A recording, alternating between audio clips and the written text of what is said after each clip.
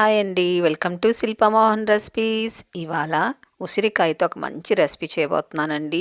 అందరూ ప్రతి ఒక్కరు కూడా ఇష్టంగా తింటారు ఇలా చేసి పెట్టారంటే. దీనికి ముందుగా ఉసిరికాయలు తీసుకొని నీట్గా కడిగేసి ఉంచుకోవాలండి. నేనైతే ఒక 5 తీసుకున్నాను ఉసిరికాయలు.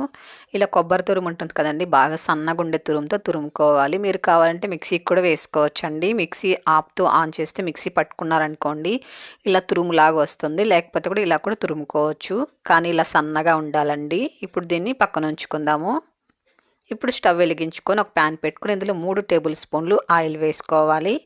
ఆయిల్ కాస్త వేడెక్కిన తర్వాత ఇందులో ఆవాలు, అలాగే కొద్దిగా మినపప్పు, అలాగే కొద్దిగా పచ్చెనగపప్పు కూడా వేసుకొని, కొద్దిగా జీలకర్ర కూడా వేసుకొని మంచిగా వేయించుకోవాలండి.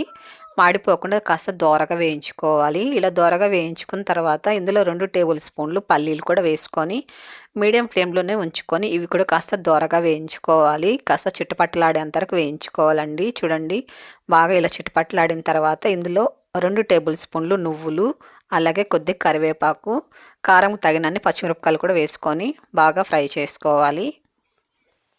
నువ్వులు కాస్త చిట్టపట్టలాడేంత వరకు వేయించుకుంటే సరిపోతుందండి. ఇప్పుడు ఇందులో క్యారెట్ తురుమును వేసుకోవాలి. నేను చిన్న క్యారెట్ తీసుకున్నానండి. ఇలా తురుముకొని వేసుకోవాలి. ఇవంతా కూడా కాస్త వేయించుకోవాలండి. క్యారెట్ కాస్త మగ్గేంత వరకు 1 నిమిషం పాటు వేయించుకుంటే సరిపోతుంది. తర్వాత మనం తురుముంచుకున్నాం కదా ఉసిరికాయని, అది కూడా ఇందులో వేసేసుకోవాలండి. మీడియం ఫ్లేమ్లోనే ఉంచుకొని ఇది కూడా 1 నిమిషం పాటు ఇలా కలుపుతూ వేయించుకోవాలి. ఉసిరికాయ కాస్త వగరగా ఉంటుంది కదండి, కాబట్టి 1 నిమిషం పాటు ఇలా వేయించుకున్నారనుకున్న వగర అనేది చాలా వరకు తగ్గిపోతుందండి. అలాగే ఇందులో కొద్దిగా పసుపు, ఒక చిటికెడు ఇంగువ వేసుకొని తగినంత సాల్ట్ వేసుకోవాలి.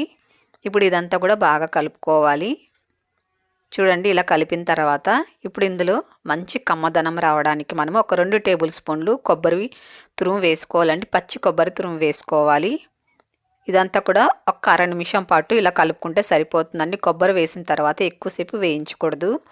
ఇప్పుడు సిమ్లో ఉంచుకొని అన్నం ఉడికించి ఉంచుకోవాలండి. మనం నేను ఆల్రెడీ అన్నం ఉడికించి పెట్టుకున్నాను. ఇప్పుడు ఇందులో వేసుకోవాలి.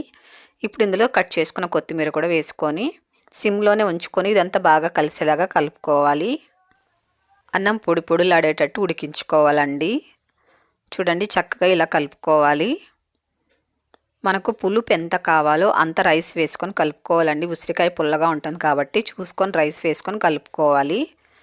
ఒక్కోసారి మనకు అస్సలు భోంచేయబుద్ధి కాదు కదండి, అసలు నోరు చప్పబడిపోతుంది, అస్సలు తినబుద్ధి కాదు కదా. అలాంటప్పుడు ఇలా చేసుకొని తిన్నారంటే ఇంకెంతైనా కడుపు నిండా తింటారండి, అంత బాగుంటుంది. అలాగే మనం ఎక్కడైనా బయట వెళ్ళినప్పుడు కూడా లంచ్ బాక్స్ కూడా తీసుకెళ్ళొచ్చండి. చాలా సింపుల్ ప్రాసెస్, ఆరోగ్యానికి కూడా చాలా మంచిదండి. మీకు నచ్చిందా? అయితే మీరు కూడా ఒకసారి ఇలాగే ప్రిపేర్ చేసి టేస్ట్ చేయండి. ఎలాగొచ్చింది తప్పకుండా కామెంట్ చేయండి, షేర్ చేయండి, లైక్ చేయండి. మన ఛానల్ని సబ్స్క్రైబ్ చేసుకోండి.